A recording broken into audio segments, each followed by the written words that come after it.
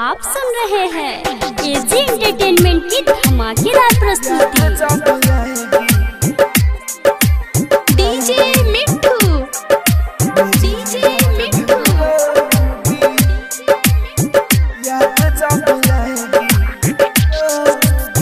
याद जब आएगी मेरी रात भर रोगी, याद जब आएगी मेरी रात भर रोगी।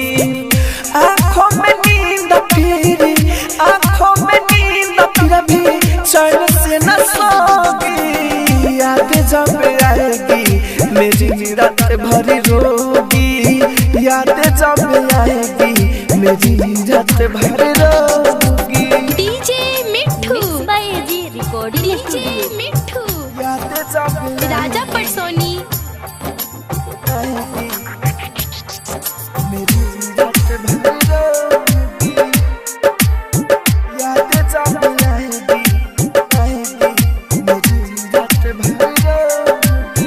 तुझसे ही प्यार किया, दिल में बसाया, गम का सितम तूने मुझ पे ही ढाया, तुझसे ही प्यार किया, दिल में बसाया, गम का सितम तूने मुझ पे ही ढाया। जैसा किया है तुमने, जैसा किया है तुमने वैसा ही ढोगी। याद जब आएगी मेरी रात भर रोगी, याद जब आएगी मेरी रात भर रोगी।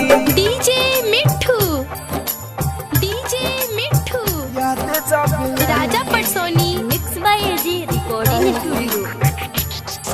मेरी रात भर रोगी, याद जब आएगी, आएगी मेरी रात भर रोगी।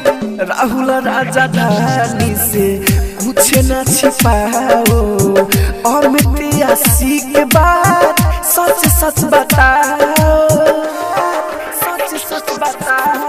राहुल राजा धानी से कुछ न छिपाओ, अमित आशी के बाद सच सच बताओ।